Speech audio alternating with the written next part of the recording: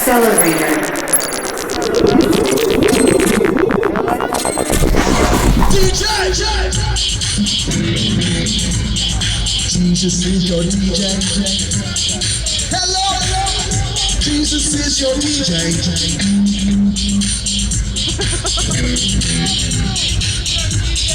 Jesus is your DJ.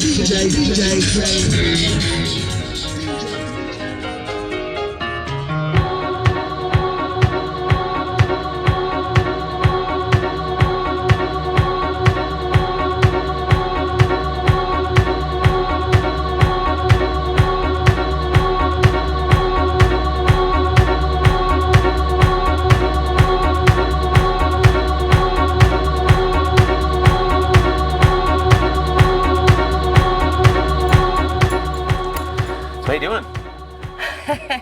Well, I'm tired, and it's a good thing that that camera doesn't have a smell function on it. Already Smell-o-vision? smell-o-vision. We're already 24 hours into the rave cycle, and I'm close. I got nothing. you got nothing? No, That's I think good. it's good. All right. It's just you're wearing the party well. So how many movements is this for you? I've been to all of them. You've been to every one. Every one of them. Wow. Any favorites? Is it possible to pick a favorite or like kids? Probably the second one. The second one, just because of a few things that happened, and it felt like the second year was, even though there was some behind-the-scenes stuff, the second year was the year that it really had a lot of momentum. And people went, oh my God, this is a thing that's really going to work, and we can go to Detroit, and this is going to happen. And the second year was the first year that I felt like I saw lots of people from the North American rave scene all really converging on one place, and that was really exciting. I didn't start DJing until I was in college, so I was a little late to the party on that part. But you were doing the whole mixtape thing first, right? I was, but I was not a DJ Tapes, then. right. Yeah, I was just a mixtape vendor. And you were selling out of your trunk? I didn't drive, but we would Or go. out of a trunk? What happened was that a whole bunch of people would pile into a car, usually 2 to 4 people, and it would be like a tiny, terrible car, like a Chevette or something, and we would have tapes and boxes, and also T-shirts and stuff like this, and blow pops. That was a thing then. Just actual candy? Yeah, candy. Blow Like, pops. you would sell blow pops and water and things like that. I mean, this is like, Mickey Mouse Glove era rave stuff, and you would get in a car and you would drive between 3 and 8 hours somewhere every weekend, 2 to 3 times. So you might go to Nashville and then St. Louis or wherever, and then you would go home afterwards, eventually, sort of. And but the cars were so small and filled with merchandise that we would sit with these buckets on our laps, sometimes the whole time. And then you would go and basically argue to get a place inside the rave that was a good place that would have the things you needed, like power for your black light and a surface that you could tape things to, like if it had like concrete and the tape wouldn't stick, then all of your banners and things would fall down, and then you would set up a table that it would have mixtapes and T-shirts, and that you of course had carefully folded or were constructed in the car. Like a lot of times we'd be cutting tape labels out and sticking them or whatever, and then you would go and it was this insane hustle to sell merchandise, and you could make an enormous amount of money. I mean, in those times. Yeah. I mean, really a lot of money, and I would get a percentage of whatever I sold. So you're the original merch people? Yeah. Well, for dance music at least. Oh, absolutely. And so I remember reading that you said that basically you had so much experience with those mixtapes that basically when you actually put your hands on records and turntables, it was like you kind of got the mechanics of everything. Oh, it was very fast. I think fast. I think I DJ'd my first party 2 or 3 months after I started DJing. Wow. Maybe even less than that. I wasn't very good. I mean, in some ways I feel like only really in the last year would I think of myself as really qualified to truly DJ, and even then I'm just starting. Like I feel very much like my sense of what it meant to be competent. When you're 22, you think, oh, I can do the mechanics of this, so I should do it and be in front of people and whatever. And that's true. I'm glad that I did, because it gave me 10 years of playing at terrible raves to make mistakes, and play on bad mixers and broken monitors, and to have people spill drinks on the decks, and have sound systems catch on fire and all kinds of things like that, so that you get used to playing in a lot of different environments. But my sense of what it means to be competent is kind of a moving goalpost. Sure. You know, every time I feel like I get close to feeling like, oh, that was okay, then I see somebody else that I think is so incredible, and then I think, you know, I'm just, you know, it's just always starting over. But, you know, as far as the mechanics of it, yeah, I could do that pretty quickly. Well, basically, it's like the expression people say to athletes, like play with people that are better than you. So, like, if you're always going to, if you were still going to the same parties where people were spilling drinks and monitors were catching on fire, you'd be like, well, I'm awesome now. Right. But now you're on this level and you're playing with like your heroes. I'm assuming. Right. You think you're really good until you go see DJ Harvey or somebody, and then you go, I'm just the worst DJ on earth, or whoever. I read something that you were saying about him, and I feel the same way. Like, it's great to watch any good technical DJ work, but there's something magic that he does that I think is just like, he's got the reel to reel. Like, just watching him, I've sat there and like watched him for way too long where it starts feeling creepy. Like, what do you think? I'm definitely somebody that kind of stalks him.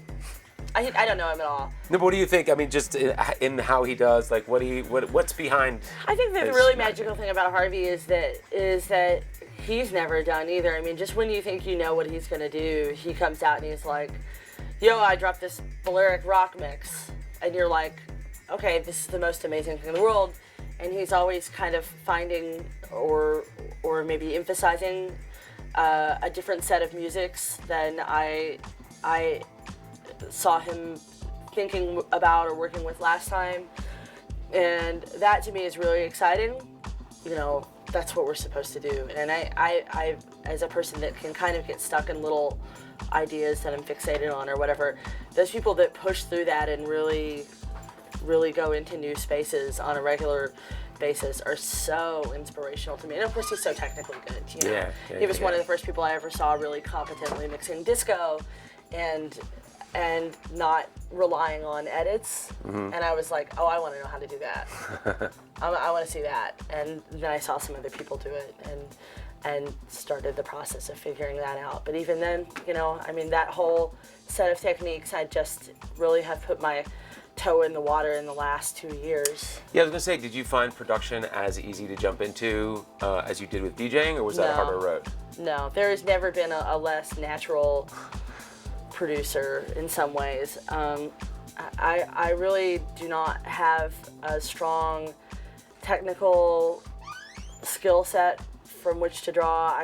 I worked with other producers initially. You know, I was the person sitting there that had a good idea and would say, hey, you know, let's do this, but I would virtually never touch the controls, and then slowly I started to, and I was very afraid and would often do something and couldn't figure out how to undo it or whatever.